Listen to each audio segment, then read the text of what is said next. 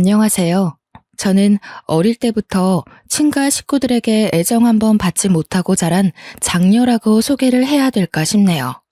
지금은 정말 소중한 두 명의 가족이 생겼습니다.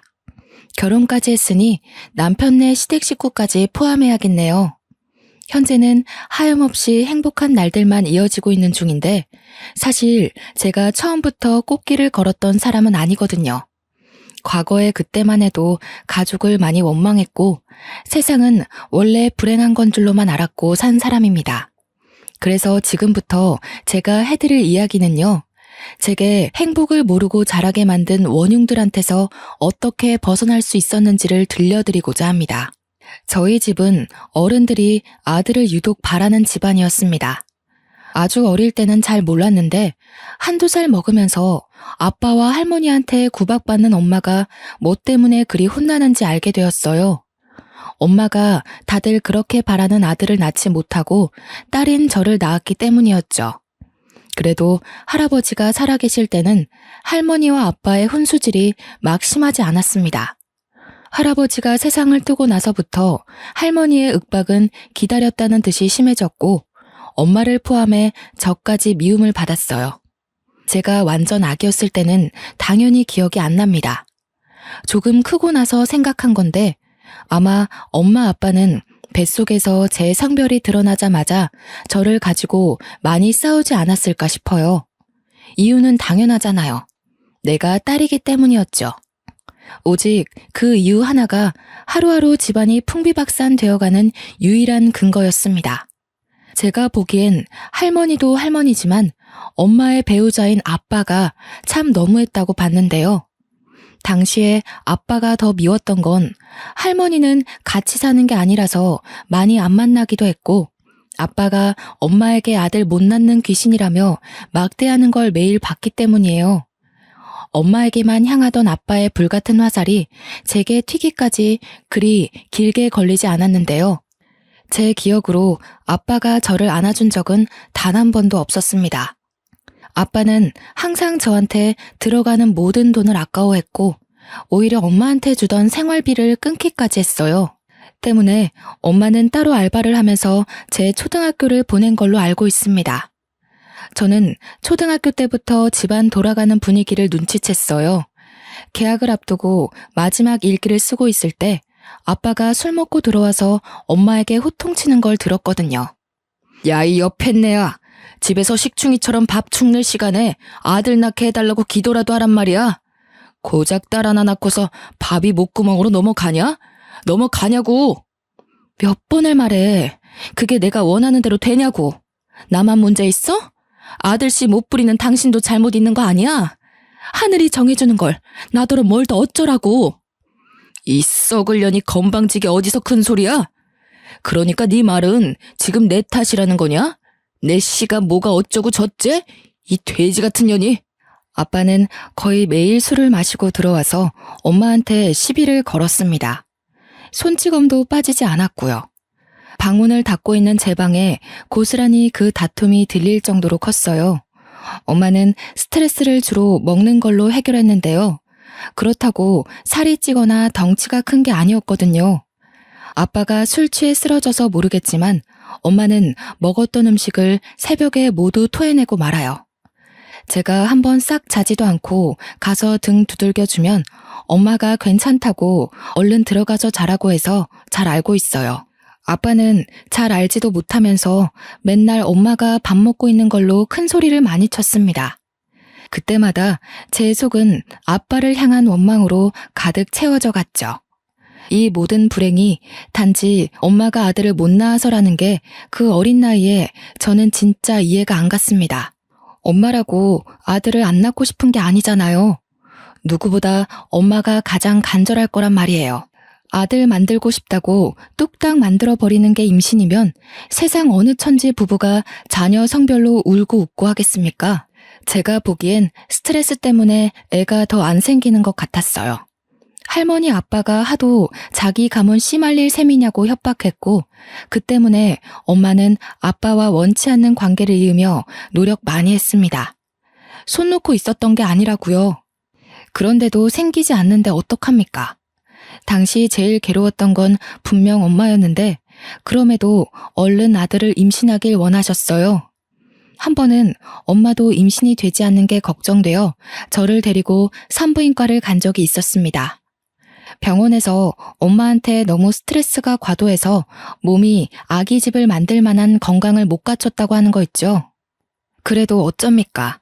그 집을 나오지 않는 이상 스트레스와 함께 살아야 하는데 엄마는 스트레스 때문에 임신이 잘 안 된다는 걸 아빠 할머니한테 숨겼습니다. 알려봤자 그 사람들이 바뀔 것 같지도 않으니 그냥 이렇게 살다가 끝까지 아들 못 만들면 그대로 살겠다고 단념을 했어요.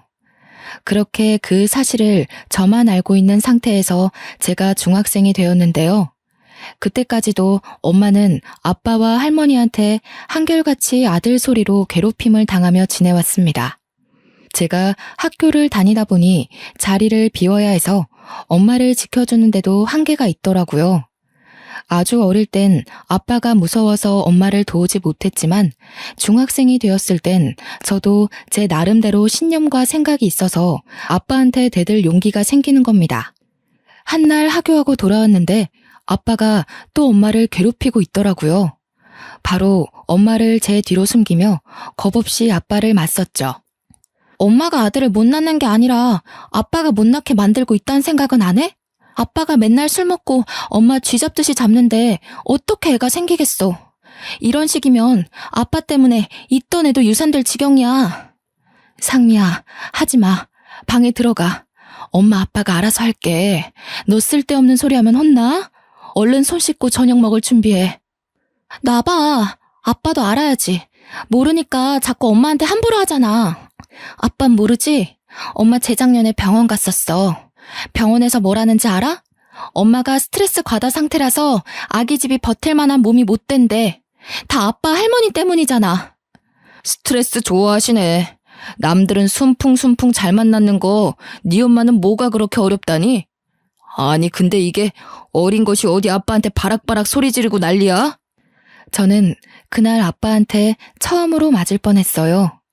엄마가 서둘러 아빠를 막지 않았다면 지금보다 더 씻을 수 없는 상처가 남았겠죠. 엄마가 저보고 방에 가라고 소리쳐서 저는 그 자리를 피할 수 있었습니다. 원래 아빠가 저한테 욕은 해도 손찌검은 안 했는데 솔직히 저도 그날 아빠 손이 올라오는 걸 보고 좀 많이 놀랐어요. 그리고 동시에 실망도 컸습니다. 그래도 아빠라고 생각해서 제가 노력하면 언젠가 아빠를 변화시킬 수 있지 않을까 하면서 한 번씩 관계 회복을 위해 애쓰기도 했거든요. 그날 후로 저는 아빠에게 딸로서의 마음을 다 접어버렸습니다. 부모 자식 간의 마지막 애정을 완전 놓아버리니 아빠를 향한 제 마음에 남은 건 분노와 원망밖에 없더군요. 저는 사춘기의 히스테리를 아마 아빠한테 제일 많이 부렸던 것 같아요. 엄마를 괴롭힌다 싶으면 자다가도 뛰어가 아빠한테 대들었으니까요. 그래도 아빠는 제가 악바리 근성으로 막아대니 엄마한테 손찌검하는 걸 줄이긴 하더라고요. 여전히 한숨 쉬고 욕하는 건 마찬가지였지만 그동안에 비하면 엄마를 덜 함부로 했습니다. 스트레스 과다 때문에 아기 집이 불안정하다고 하니 그 말에 살짝 겁먹은 듯한데 진작에 말해줄 걸 싶더군요. 엄마도 참 제 엄마지만 당시에는 어린 마음에 엄마가 너무 바보 같다고 생각했습니다. 대체 왜 아빠 할머니한테 휘둘리는지 모르겠는 거예요. 제가 이렇게 살지 말고 아빠 할머니 버리고 도망가자고 했는데도 엄마는 저를 타이르기만 했어요. 아들만 낳으면 아빠도 안 그럴 거야. 너 처음 가졌을 때 아빠가 얼마나 좋아했는지 알아? 내가 아들인 줄 알아서 그랬다면서. 할머니가 딸이 확실하다는 태몽을 꿨다면 나 엄마 지금처럼 똑같이 찬밥 신세였을 거야. 엄마는 아빠와 할머니의 본색이 어떤지 알면서도 제게는 그 사실을 자꾸 미화시켰습니다. 그러면서 하는 말이 엄마 아픔을 위로해주는 건 너무 기특하고 고마운데 식구를 너무 원망하지 말라고 하네요. 사춘기가 오기 전에 저는 제가 행동거지를 잘못하면 괜히 엄마가 욕먹을까봐 일부러 더 아빠 할머니한테 예의를 갖추고 살았거든요. 근데 할머니 아빠한테는 제가 잘하고 못하고가 중요한 게 아니더라고요. 그때부터 저는 느꼈어요. 이 사람들은 충분히 원망의 대상이 되어도 되는 사람들이라고. 제게는 이미 마음속에서 정리되기 시작한 사람들이었습니다. 엄마는 그러지 말라고 했지만 그것만큼은 엄마 말을 따라줄 수가 없어서 저는 계속 버릇없이 굴었어요. 그 뒤로도 엄마는 아빠와 임신을 하기 위해 계속 노력을 했습니다. 그러다 한 해를 넘기기 전에 기쁜 소식이 들려왔는데요. 이번엔 엄마가 정말 임신을 하게 된 거죠. 태어난다면 제게는 띠동갑도 넘는 동생이 생긴 것이기도 했고요. 막상 동생이 생긴다니 저도 오랜만에 뜬구름 같은 기분을 느꼈어요.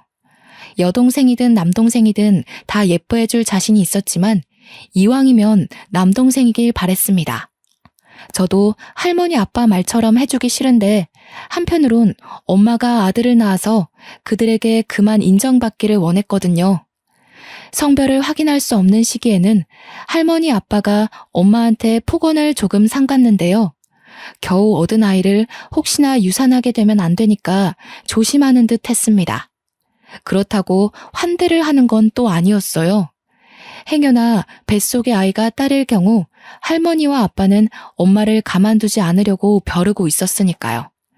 아마 저를 아들로 착각해서 기뻐했던 것처럼 김칫국 마시지 않기 위해서 참고 기다리는 것 같았어요. 저희는 원래 한 달에 한 번 할머니 집에 가서 밥을 먹곤 했는데요. 한날은 식사 자리에 할머니 아빠가 엄마한테 하는 말이 참 가관이었습니다. 애기 성별 정확히 하려면 한 20주 정도 걸린다더라. 애미 너 이번에도 딸이면 그만 우리 아들이랑 이혼하거라. 나도 더 늙기 전에 딴 여자 찾아서 대를 이어야겠소. 이러다 우리 집안 망하겠네. 이게 지금 손녀고 딸인 제 앞에서 할 소리인가요? 엄마도 자식 앞에서 체면이 있는데 그런 모욕을 대놓고 들었으니 얼마나 속상하겠습니까? 그렇잖아도 엄마는 들고 있던 숟가락을 부들부들 떨며 눈물을 떨구고 있는 겁니다. 그러면서 숟가락을 식탁에 탁 내려놓더니 평소와 다르게 할머니께 조금 큰 소리를 내었습니다. 어머님, 정말 너무하세요. 당신도 진짜 사람 아니야. 어떻게 사람을 성별로만 판단해요? 그깟 돼 있는 게 뭐가 그렇게 중요한데요? 막말로 제 아이 태어나고 어머님은 얼마나 사실 수 있는데요? 돌아가시고 나면 그만인 거지. 대를 잇고 못 잇고가 죽고 나면 대체 무슨 상관이냐고요. 뭐야? 말하는 싸가지가 뭐 이래? 어디서 안 하던 짓을 하고 있어? 너 지금 애 하나 생겼다고 유세 부리는 거냐? 쫓겨나고 싶니? 네, 유세 좀 부려볼게요. 어머님도 이딴 게 아들이라고 엄청 유세 부리시잖아요. 저는 그러면 안 되나요? 적어도 제 아이들은 어머님 아들보단 다 잘날 거예요. 당신 미쳤어? 우리 엄마한테 무슨 말버릇이야? 그리고 뭐? 이딴 게 아들? 이게 임신했다고 오냐오냐 해줬더니 확 그냥. 그때 아빠가 엄마를 향해 숟가락을 올리는데 예전 같았으면 바로 내리쳤을 것을 엄마의 임신 때문인지 그냥 때리는 신용만 하더라고요. 아빠가 분을 삭히며 열을 내고 있는 순간 그때 시모가 식탁 위에 있는 동치미 국물을 엄마한테 뿌렸습니다. 엄마 옷이 동치미 국물에 쫄딱 젖고 말았죠. 기어오르는 것도 정도가 있지. 네가 뭐라도 된 것 같으냐? 너는 그냥 우리 집안 후손을 낳아줄 기계일 뿐이야. 며느리 대우라도 받고 싶었나 본데 착각하지 말거라. 애미애비 없는 년은 이래서 안 돼. 저는 외할머니 외할아버지가 없어요. 제가 겨우 2살일 때 두 분 다 뇌출혈로 돌아가셨다고 들었습니다. 그래서 할머니가 제 엄마한테 한 번씩 애미애비 없는 년이라고 생각 없이 툭툭 던졌는데요. 제가 저때 사춘기 절정이었다고 말하지 않았습니까? 그래서 인정사정이 없는 상태였거든요. 저는 할머니의 몰상식한 행동에 참지 않고 자리에서 일어나 식탁에서 가장 비중이 컸던 아구찜 접시를 들었습니다. 할머니 얼굴에 사정없이 냅다 뿌려버렸어요.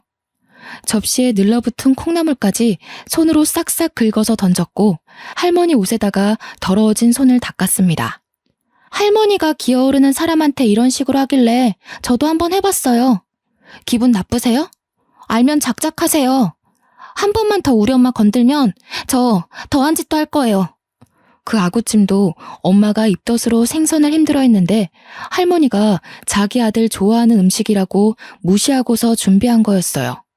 저는 경악하는 할머니 얼굴을 똑바로 마주하면서 겁도 없이 노려봤습니다. 지금 돌아봐도 그때 저는 무척 거침이 없었다고 봅니다. 현재는 상상도 못할 용기거든요.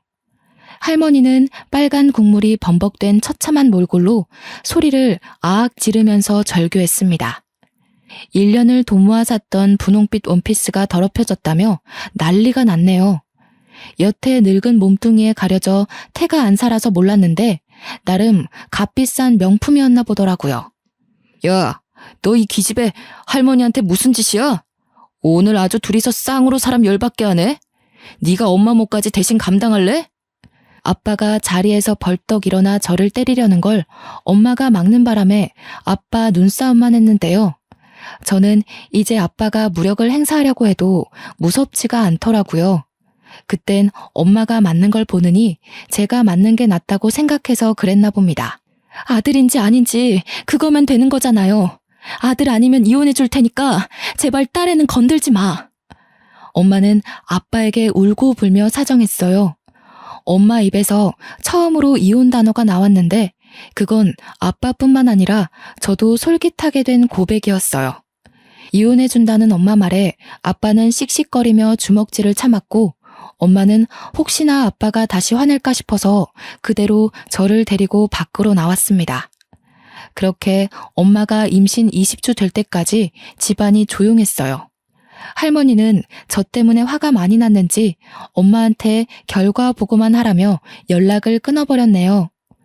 20주는 생각보다 빨리 다가왔습니다. 아빠, 할머니는 오래 기다렸는지 아침부터 엄마를 재촉했어요. 그렇게 병원을 다녀온 뒤로 이 끈질긴 관계가 드디어 정리가 되었는데요. 엄마 뱃속의 아이가 아들이 아닌 딸이라는 게 밝혀지자 아빠가 기다렸다는 듯 이혼 서류를 내밀었습니다. 할머니는 인사도 없고 얼굴도 비추지 않았죠. 엄마는 양육비를 받는다는 조건으로 이혼에 합의를 했고요. 제가 원래 살던 집은 재산 분할로 처리되어 팔렸습니다. 저와 엄마는 집을 나오고 밤새 걸어서 겨우 여관 같은 단칸방을 얻어 살 수 있었는데요. 재산 분할받은 돈이 아니었다면 이마저도 못 구했을 거라 감지덕지하며 계약했습니다. 원래 살던 형편보다 훨씬 어려워졌지만 저는 내내 기분이 들떠 있었어요. 더 이상 아빠와 할머니의 저주가 없고 엄마와 둘만 있는 그 시간이 너무 좋았거든요. 그 사이 엄마는 갈수록 움직임이 불편해지고 배가 불러왔습니다. 출산이 임박하게 되었는데 제가 이날만 생각하면 아직도 마음 한구석이 쿵쿵 뛰어요. 엄마가 만삭이라 몸이 안 좋은 걸 알아서 친구들과 놀지도 않고 바로바로 하교를 했는데 한날은 저희 집 문이 활짝 열려 있는 거 아니겠습니까? 서둘러 집안을 살폈으나 엄마는 없고 어질러진 이불만 있었습니다. 엄마가 어떻게 되었을까봐 혹시 아빠가 저희를 찾아내서 엄마한테 해코지를 했을까봐 너무 무서웠어요. 가방도 못 벗고 엄마를 찾아 나서려고 신발을 다시 신는데 집주인이 저희 집에 들어오더라고요. 저는 바로 주인 아줌마를 붙잡고 엄마를 봤냐고 여쭤봤죠. 그럼 너희 엄마야 받고 말고. 지금 내가 데리고 있어. 엄마가 너 지금쯤 하교할 시간이라고 봐달라고 하더라. 이리 와라. 네 동생 태어났다. 너무 예쁘더라. 집주인은 본래도 마음씨가 좋은 분이세요. 저희 사정을 알고서 방세도 10만 원 낮춰서 해주셨거든요. 집주인 아줌마께서 평소에도 만삭 엄마가 혼자 있는 걸 신경 쓰며 한 번씩 집에 들려주곤 했는데 마침 엄마가 진통이 온 걸 봤다고 하는 겁니다. 집주인이 자기도 집에서 출산해 아들을 낳았다면서 그 진통이 어떤 징조인지 알아서 엄마를 급히 집에 데려갔다는 거 있죠. 집주인 덕분에 저희 엄마가 무사히 출산을 했고 이후 주인 아줌마는 엄마 산후조리에도 많은 도움을 주셨어요. 내가 줄 건 없고 우리 둘째가 이번에 초등학교 가거든. 예전에 입었던 아들 옷들 좀 챙겨왔어. 딸이라서 좀 그럴 수도 있겠지만 당장 급할 테니깐. 도대체 이 많은 은혜를 어찌 갚아야 할지. 고맙습니다. 고맙습니다, 정말. 꼭 기억하고 보답하겠습니다. 일이 자꾸 울어서야 예쁜 딸 둘을 씩씩하게 키울 수 있겠소? 네가 상미라고 했지? 엄마 많이 위로해줘야겠다. 집주인은 자기 아들 옷 중에서 작은 옷들을 제 동생한테 입히라고 주기도 했습니다. 당연히 갓난 아기한테는 컸으며 또 남자의 옷이라 공주풍 옷은 아니었지만 엄마는 그것만으로도 정말 감사히 생각하며 집주인에게 고개를 한참 숙였어요. 저 또한 감사한 마음은 마찬가지였습니다. 그래서 이후에도 더없이 예의를 갖추고 밝고 씩씩한 태도를 보였죠. 다 큰 나이에 여동생을 얻었지만 마치 자식이 있다면 딸을 안고 있는 기분처럼 느껴졌어요. 아이가 너무 작고 소중하더라고요. 이름은 상이라고 지었는데 집주인이 저같이 상자 돌림하라고 추천해준 이름이었습니다. 식구가 하나 더 생기니 다른 의미에서 또 살맛이 나더라고요. 근데 문제는 엄마가 여동생 때문에 일을 할 수 없어서 그동안 수중에 있는 돈이 다 떨어진 상태였어요. 양육비도 다달이 안 들어오고 법적 조치가 취해지면 몇 달 양육비가 한 번에 몰아서 들어오고 그랬습니다. 사지 멀쩡한 저는 더 이상 엄마 말대로 공부만 할 순 없겠더라고요. 그래서 고등학생 되자마자 알바를 시작했습니다. 선생님께는 어려운 사정을 말하고 야자를 뺐고요. 그렇다고 학습을 게을리한 건 아니었습니다. 따로 공부할 시간이 부족해서 특히 수업 시간에 집중을 했죠. 학교 교육만으로도 충분히 제 성적은 무섭게 치고 올랐고 어느새 진학 상담할 때가 되고 보니 서울대보다 한 단계 낮은 대학에 장학금을 받고 갈 수 있는 수준이 되어 있더군요. 엄마, 내가 꼭 훌륭한 건축사가 돼서 집 선물해 줄게. 상이 방, 내 방, 엄마 방 하나씩 있는 걸로. 엄마는 어떤 집에서 살고 싶어? 아이고, 무슨. 엄마는 바라는 거 하나도 없어. 해준 것도 없는데 네가 이만큼 잘 커준 것만으로도 충분히 선물 받은 기분이야. 엄마 신경 쓰지 말고 그냥 공부만 열심히 해줘. 또 이런다. 내가 왜 공부 열심히 했는데 엄마 상이 같이 살 집 만들고 싶어서 건축과 간 거란 말이야. 엄마는 저를 기특하게 여겼지만 정말로 어떤 걸 크게 바라지는 않았습니다. 엄마 성향을 알기 때문에 저는 엄마가 괜찮다고 해도 밀어붙일 생각이었어요. 그래서 엄마가 쉬엄쉬엄 하라는 말에도 뭐든 최선을 다해 임하고 집중하며 지냈습니다. 저는 대학을 다니면서도 알바를 자처해서 열심히 돈을 벌었고 그 돈을 전부 엄마한테 생활비하라고 보내줬습니다. 덕분에 엄마는 그 돈으로 상이를 어린이집까지 보내면서 키울 수 있었어요. 참 청춘이었네요. 저도 제가 이렇게 목표만 보고 무섭게 달릴 수 있는 사람인지 몰랐거든요. 졸업할 무렵 저는 한 건축회사에 인턴 시험 합격했고요. 4학년 마지막 학기에 바로 인턴 일을 시작했습니다. 저는 인턴 때부터 유능한 신입으로 인턴들 사이에서 입소문을 타게 되었는데요. 그 덕분에 선배님들이 잘 봐주셔서 수습을 무사히 통과하고 정사원이 되었고 그 뒤로도 쭉쭉 승승장구만 하였습니다. 직장인으로 생활한 지 한 5년 차 되었을 때였던 것 같은데요. 저희 식구는 제법 이사 갈 수 있는 돈을 모아서 그 단칸방에서 벗어날 수 있었습니다.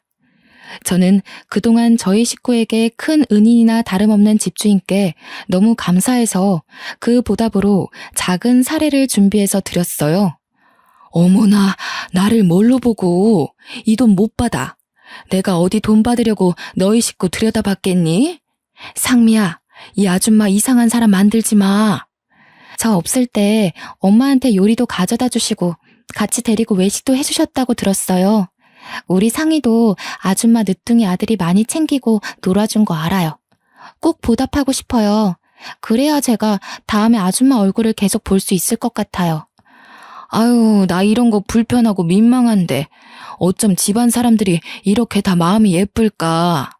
상미야, 혹시라도 그 썩을 놈 찾아오면 이 아줌마한테 전화해.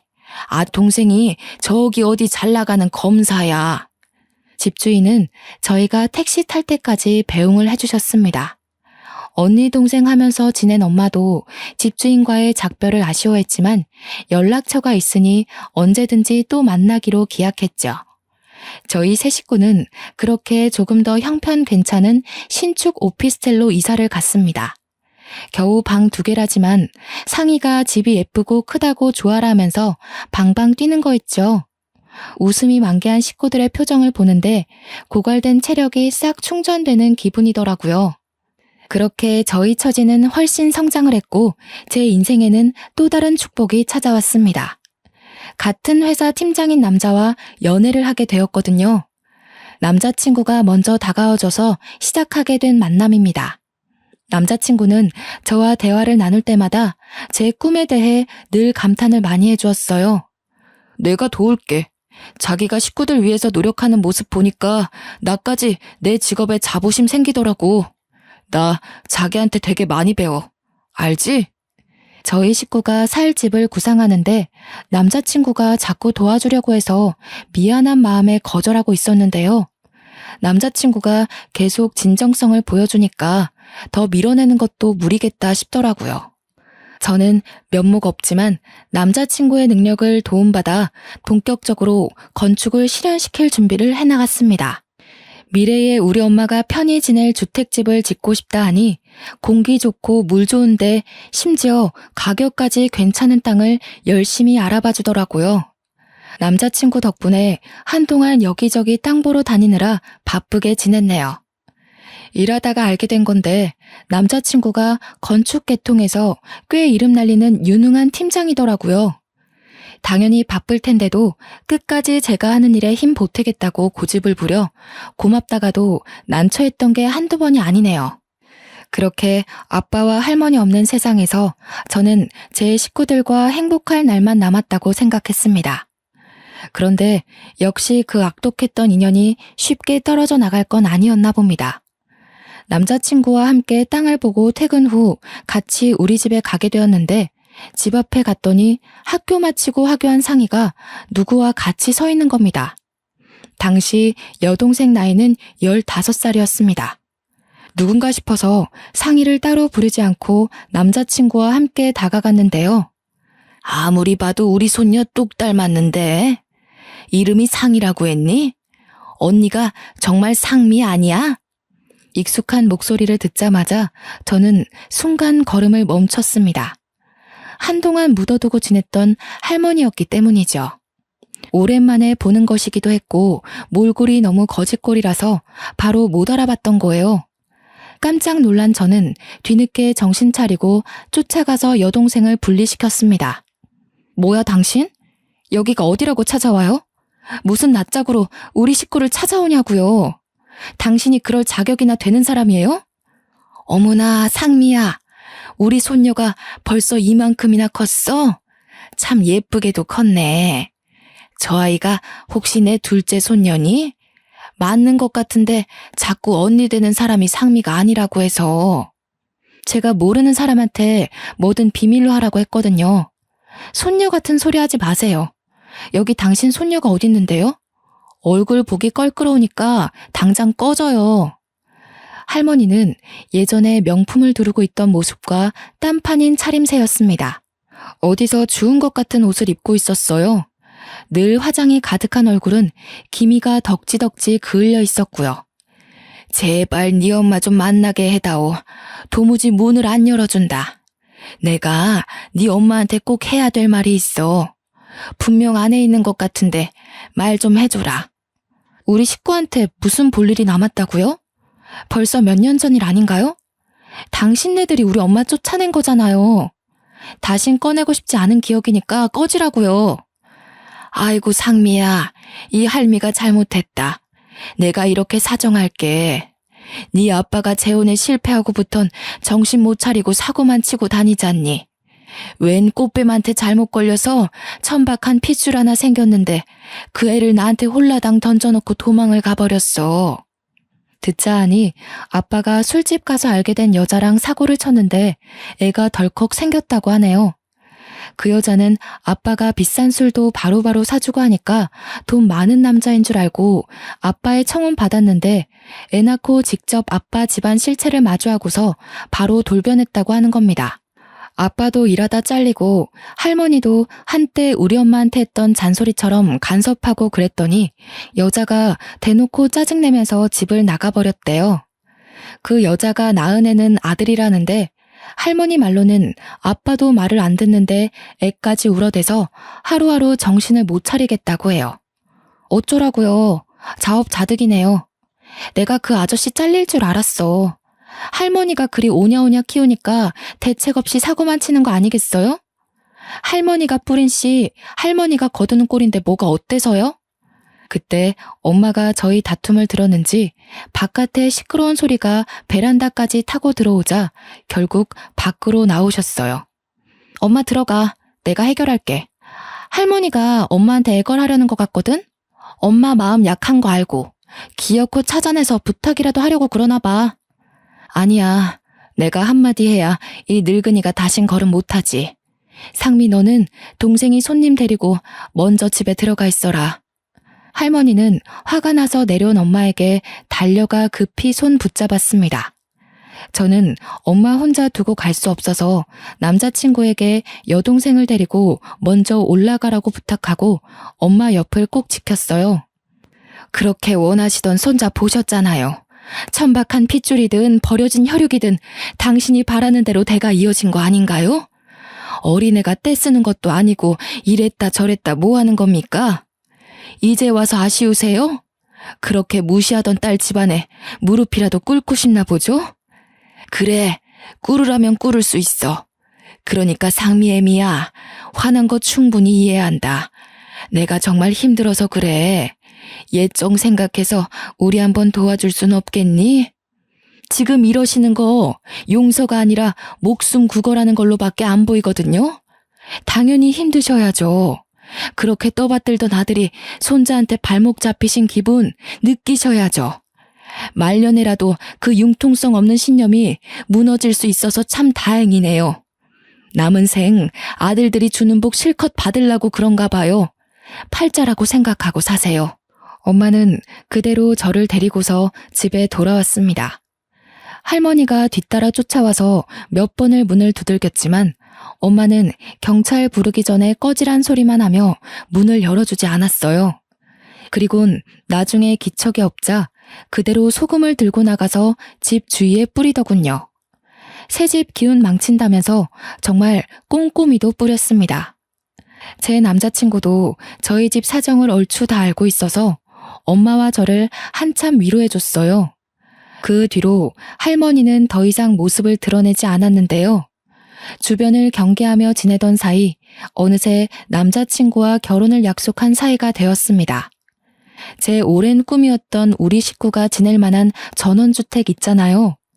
예비 남편이 혹시라도 제가 사기당할까봐 손수 토지 계약 다 알아봐주고 저렴하고 괜찮은 집터로 구해줘서 야무지게 준비할 수 있었어요.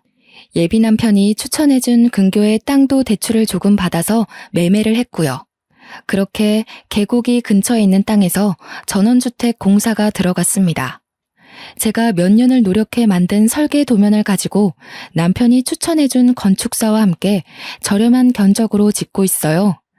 아, 그리고 예비 남편과 결혼식 날짜 정하기 전에 상견례 약속부터 잡았는데요. 제가 그날 정말 깜짝 놀랐잖아요. 서로 일이 바빠서 시부모님을 상견례 때 처음 뵈었거든요. 그런데 시모가 다름 아닌 제가 아는 분이지 뭡니까? 옛날에 저희 엄마 저를 도와준 그때 그 집주인 아줌마인 거 아니겠어요? 왜 있잖아요. 제가 돈을 준다고 해도 손살에 치셨던 마음 좋은 아줌마요. 어머나, 이게 누구야? 석희 동생이 성미 아니니? 세상에나, 이게 다 무슨 인연이야? 저 다 큰 아가씨가 그때 그 아기 성이야? 예, 언니, 저 애가 성이에요. 언니 덕분에 무사히 낳았던 그 아이요. 도대체 어떻게 이런 우연이 있단 말이에요. 심장이 다 벌렁거리네. 자기, 우리 부모님이랑 아는 사이였어? 어떻게 아는 사이일 수가 있지? 나 지금 정신 없어서 이해가 하나도 안 되네. 나도 진짜 놀랬어. 내가 지난번에 말해준 적 있는데 기억할지 모르겠다. 옛날에 단칸방에서 되게 좋은 집주인 만났었다고 우리 식구한테 은인 같은 분이라고 했었잖아. 예비 남편은 제 말을 당연히 기억하고 있더라고요. 그래서 뒤늦게 놀랐습니다. 남편도 제 얘기를 들을 당시엔 그 집주인분을 엄청 칭찬했거든요. 저희는 서서 정신없이 인사를 나누느라 한참 뒤에 착석했는데요. 시모 옆에는 상위 또래로 보이는 남자애 하나가 있었는데 그 아이가 누군지 바로 감이 오더라고요. 네, 바로 집주인 집에 있던 늦둥이 둘째 아들이었어요. 우리 상이 어린이집 다닐 때 그 옆에 초등학교를 다니면서 항상 상이를 친동생처럼 손잡고 등하교하던 아이였죠.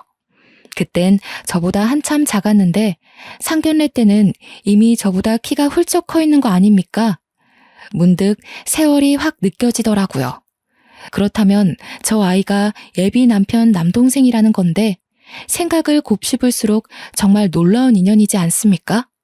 서로 감격에 겨워서 근황 얘기에만 빠져 있다가 엄마가 뒤늦게 결혼 이야기를 꺼내며 걱정되는 마음을 표현했는데요. 아이고 언니, 이렇게 사돈까지 맺을 줄 몰랐는데 우리 가족이 한없이 부족해서 어떡해요. 이렇게 되면 저희가 너무 받기만 하는 꼴이 돼버리는데. 에헤이, 상미 듣기에 서운할 소리 한다. 상미 같은 며느리 얻을 수 있는 게 어디 쉬운 줄 알아? 그리고 부족한 애 만에 그런 소리 하지 말랬더니 아직도 그러네. 세상에서 너 같은 엄마들이 제일 대단하고 보물인 거야. 자식을 둘이나 혼자 키웠는데 그보다 더 가진 것 많은 집안이 어딨다고. 무슨요. 내가 면목이 없어서 그러죠. 아직 언니한테 갚지 못한 빚도 많은데 사돈집이 서로의 얼굴이 되기도 하잖아요. 우리 상미야 참 잘 커주고 자랑스럽지만 이쪽 사돈 자리가 영 시원찮아서 걱정이네요. 제가 돈이 없고. 그런 거 다 필요 없고 나한텐 인성이 최고 중요해. 상민애가 집 빼고 나서 이상한 젊은 애들이 미술 공부 준비하는 아지트로 쓰고 싶다길래 방을 싸게 해줬더니 글쎄 엉망으로 만들고 말도 없이 도망갔지 뭐야. 역시 돈이고 명예고 아무짝에 쓸모없더라. 그러면서 시모가 제게 덧붙이는 말이 신혼집도 자기가 아들 위해서 마련해놨다면서 저한테는 몸만 오면 된다고 하는 거 있죠. 예비 남편 성격이 참 착하고 항상 상대방을 배려하는 모습이 보기 좋았는데 알고 보니 그 성격이 모조리 시모한테서 물려받은 거였죠. 시모는 며느리가 누굴까 걱정 반 기대 반이었대요. 요즘 젊은 사람들 엉뚱한 데서 속 많이 썩힌다면서 혹시라도 이상한 며느리 들어와서 귀중한 첫째 아들 인생 망칠까봐 신경을 많이 쓰고 있었다는 겁니다. 그런데 저를 보니 긴장했던 마음이 싹 가라앉았다네요. 그러면서 상견례 마무리될 때쯤 시모가 제 손을 꼭 잡아주면서 아가 하는데 하필 옛날 생각이 새록새록 겹치면서 울컥 눈물이 새더라고요. 시모는 그런 저를 한없이 예쁘게 봐주면서 어렸을 때 기특하게 봤던 제가 며느리로 들어와서 너무 좋다고 앞으로 많이 아껴주고 잘할 테니까 아들 잘 부탁한다고 하시는 거 있죠. 그렇게 양가 부모님들이 축복하는 아래에서 저는 남편과 소규모로 예쁜 결혼식을 올렸습니다. 저는 정말 시집살이 같은 거 일절 모르고 행복한 결혼 생활을 이어갔어요. 당연히 현재도 그 행복이 진행 중이고요. 그리고 전원주택이 얼마 전에 완공되었거든요. 남편과 제가 직장일을 병행하면서 우리 엄마 이사 준비까지 돕고 있는데 하루하루가 여러모로 알차고 바쁜 와중에 이 사연을 쓰고 있답니다. 엄마는 이사하는 내내 마주할 때마다 웃음꽃이 펴 있었어요. 특히나 마당에 조그마한 텃밭과 연못이 그렇게 마음에 드나 봐요. 아직 내부에 정리할 게 한참인데 갈 때마다 손수 키운 농작물이 금붕어 샀다면서 자랑하시더라고요. 얼마나 귀여운지 모릅니다. 남편도 자기 장모님의 웃음이 좋은지 귀찮을 법도 한데 엄마가 하는 모든 말에 대응을 잘해주는 거 있죠. 저는 한 번씩 과거에 엄마가 매일 밤 울던 때가 생각이 나서 순간 감정이 울컥할 때도 있어요. 그대로 지금 이렇게 행복하신 걸 보니까 저도 더 이상 엄마 걱정은 덜어볼까 싶네요. 엄마는 요즘에도 저 덕분에 인생 폈다고 항상 저더러 고맙다고 말하는 게 습관인데요. 그럴 때마다 저는 엄마 덕분에 이렇게 당차고 이쁘게 컸으니까 이젠 고생 말고 행복한 일만 하고 지내달라고 말해주고 있습니다. 그리고 시모도 저희 친정이 집이 가깝다 보니까 주말마다 엄마 집 텃밭에 같이 농작물 키우기 시작했거든요. 단칸방 살 때도 느낀 건데 두 분이서 여전히 언니 동생 하면서 잘 지내더라고요. 서로 입씨름도 안 하고 잘 통해서 좋다네요. 한 번은 제가 엄마한테 혹시 혼자라서 쓸쓸하지 않냐고 물었거든요. 그랬더니 엄마 말로는 성의도 있고 또 사돈이 심심할 때만 온다더니 지금은 평일 내려오고 있는데 너무 즐거워서 같이 놀다가 잠까지 자고 간다고 하네요. 학창시절 때 친구들이 집에서 떠들고 놀다가 밤을 보내는 것 같은 기분이라네요. 그걸 듣고 저는 그냥 두 분이 잘 지내서 보기 좋다라고만 생각했는데 시모와 엄마 사이는 제가 생각했던 것보다 훨씬 더 깊은 사이더라고요. 내가 언니한테 이렇게 매일 와서 집에 안 갈 거면 아예 같이 살자고 한 소리 했거든. 그런데 네 시애미가 뭐라는지 아니? 남편 설득해서 아예 눌러 앉아야겠다고 그러는 거야. 엄마가 막 웃고 박수치면서 얘기하는데 장난이 아니라 진짜라는 게 더 당황스러웠어요.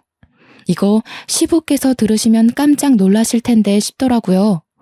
그런데 또 곰곰이 생각해보면 시부가 허락해 주실 것도 같은 거예요. 몇 번 뵐 때마다 느꼈던 건데 시부는 시모를 무척 존중하며 지내고 계셨습니다. 시모의 의견이라면 늘 자신보다 우선순위로 두는 분이셨죠. 남편이 시부의 마음도 고스란히 전해받은 걸까요? 남편도 저를 되게 소중히 대하면서 존중해 주거든요. 어쨌든 저는 현재 사랑하는 식구들과 함께 이런 생활을 보내고 있답니다. 우리 엄마가 웃는 게 그렇게 예쁘다는 걸 요즘 많이 실감하고 있어요. 비운 뒤에 해 뜰 날 온다더니 고생 잔뜩 하신 우리 엄마한테 이제는 좋은 일만 가득했으면 좋겠네요. 사연이 좀 들을만 하셨는지 모르겠습니다. 제가 글을 유연하게 쓰는 솜씨가 없어서 듣는 분들이 거슬리진 않았을까 걱정도 되네요. 저는 되게 좋은 기회를 만나 제 인생을 털어놓을 수 있어서 좋은 시간 보냈습니다. 친구들에게 회포 푸는 기분과 비슷한 것 같기도 해요. 아직 다른 분 사연은 읽어본 적이 없는데 시간 날 때 다시 한번 찾아와야겠어요. 제 글은 이쯤에서 정리를 하도록 할게요. 다들 마음 아프지 말고 늘 건강한 삶 살길 바랍니다.